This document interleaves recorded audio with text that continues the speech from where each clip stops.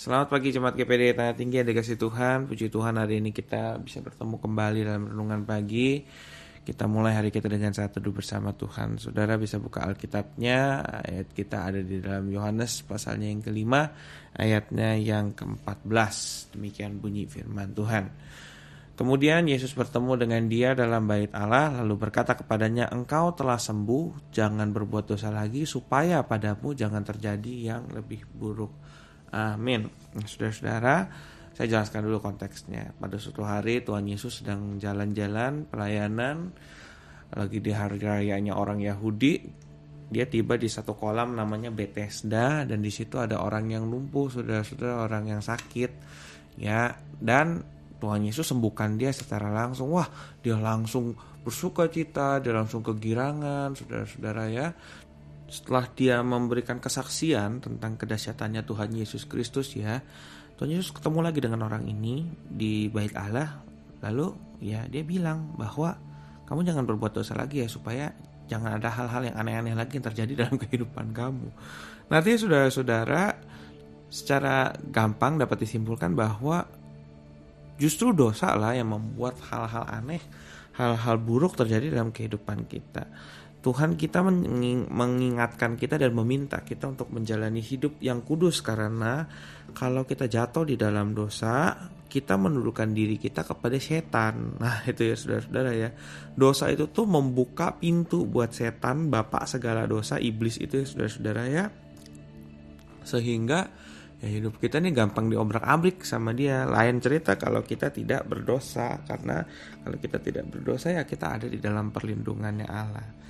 Nah, walaupun ya saudara-saudara, ya, Alkitab mengatakan, ya, meskipun kamu dosanya merah seperti kermizi, semua manusia telah berdosa dan kehilangan kemuliaan Allah. Gak ada di sini yang gak pernah berdosa, saudara-saudara, ya. Semua sudah pernah berdosa, sudah kehilangan kemuliaan Allah. Tetapi Tuhan tidak memperhitungkan dosa-dosa kita karena sudah dibayar olehnya di atas kayu salib. Walaupun Tuhan tidak memperhitungkannya, iblis, saudara-saudara, yang memperhitungkannya. Iblis lihat, oh di sini ada celah nih, bisa nih gua masuk di bagian sini, aku bisa nih ngobrak-ngabrik kehidupannya dia karena dosa di dalam hal ini. Entah apapun itu dosa yang suka kita lakukan, yang kita sembunyikan agar orang lain tidak tahu. Nah di situ saudara-saudara, mari sama-sama kita sadar bahwa kalau kita memelihara dosa ini, itulah yang akan merusak kehidupan kita. Lantas solusinya seperti apa saudara-saudara atas dosa yang kita lakukan ini? Gampang. Alkitab juga sudah katakan 1 Yohanes 1 ayat 9. Kalau kita mengaku dosa kita, ya, Allah itu setia dan adil dan akan mengampuni kita dari kesalahan-kesalahan kita. Darah daripada Tuhan Yesus Kristus terus-menerus mengalir untuk saudara dan saya, asalkan kita mengakui dosa kita. Jangan kalau udah berdosa belaga-laga kayak kita nggak punya, ditegur marah sendiri. Nah itu yang itu tuh jangan, saudara-saudara, ya. Di hadapannya Tuhan, dosa-dosa itu ya saudara-saudara tidak membuat kita tuh wah hina, jelek, najis dan lain-lain. Tuhan saya sudah bayar semua. Tetapi ya dosa adalah salah satu hal yang mematikan. Justru kenapa itu mematikan? Sebenarnya bukan yang mematikan secara langsung, ya, karena kita tahu bahwa dosa sudah tidak ada kuasanya dalam kehidupan orang percaya, tetapi mematikan hubungan kita bersama-sama dengan Tuhan.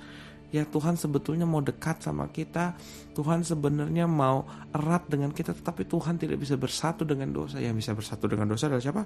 Setan. Dan setan yang merusak kehidupan kita. Dia datang hanya untuk mencuri, membunuh, membinasakan. Kenapa kita selalu izinkan setan untuk mengacak-acak kehidupan kita? Hari ini ambil langkah untuk berdiri, tidak mau lagi jatuh di dalam permainan dosa ini. Kita mau mengakui kesalahan kita, dan kita mau sadar bahwa Tuhan mengarahkan kita untuk hidup kudus karena Dia mau menjaga kita dan melindungi kita.